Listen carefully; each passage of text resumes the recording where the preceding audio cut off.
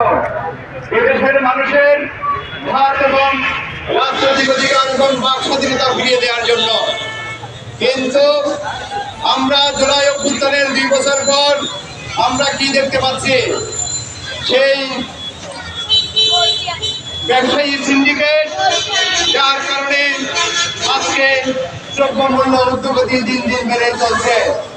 আমরা তো এই বাংলাদেশের জন্য আমরা জুলাই গণ অভ্যুত্থান করিনি। আমরা জুলাই গণ অভ্যুত্থান করেছিলাম এদেশের মানুষের মুক্তির জন্য। আর সম্মানিত প্রধান অতিথি, আমরা কোন সন্ত্রাসী চাঁদাবাজদের হাতে বাংলাদেশকে তুলে দেওয়ার জন্য এই গণ অভ্যুত্থান হয়নি।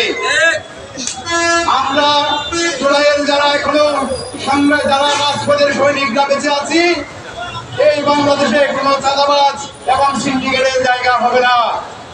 আমরা বর্তমান সরকারকে সতর্ক করে বলতে চাই, আপনারা জনগণের পাশে থাকুন।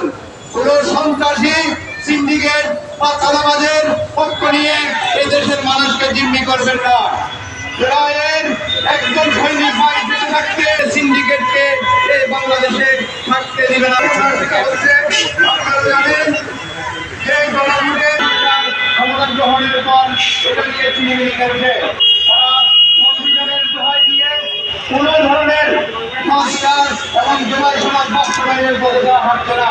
কিন্তু জনগণ যে হ্যাঁ মাধ্যমে বাংলাদেশকে সংস্কারের পথে নিয়ে যেতে চেয়েছে, কিন্তু এই সরকার যদি এটা বাস্তবায়ন না করে, তাহলে জনগণ একদিন রাজপথে নেমে এই সরকারকে তার মসনদ থেকে নামাবে।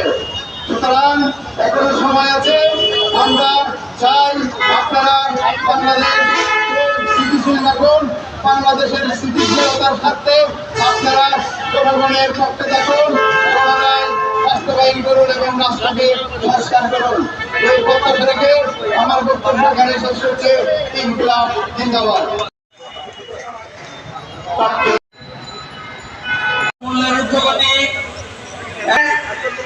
আজকের জাতীয় সরকারের যে দ্রব্যমূল্যের ঊর্ধ্বগতি, আইন শৃঙ্খলার যে অবনতি, চিন্তায় দর্শন, খুন, এগুলোর বিরুদ্ধে জনগণের অধিকার প্রতিষ্ঠা করার জন্য আজকের এই জনসভার আয়োজন করা হয়েছে। পাহারা দিয়েছি। আপনারা দেখেছেন তখন কিছু অসাধু ব্যবসায়ী যখন বাজারের ঊর্ধ্বগতি করার চেষ্টা ছিল, আমরা সকলে গিয়ে বাজার বড় শুরু করে দিয়েছিলাম। মনে হচ্ছে এখন আমাদের আবার শুরু করতে হবে।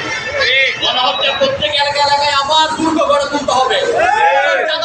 তাই কোন এলাকায় হতে পারবে না। আমরা প্রিয় ভাই, 2 বছর আগে 1400 শহীদ, হাজার হাজার আহত কারণে আমরা এই নতুন বাংলাদেশ পেয়েছি। আমরা আবার 17 বছর ফেসিবাদে ফিরে যেতে পারি না।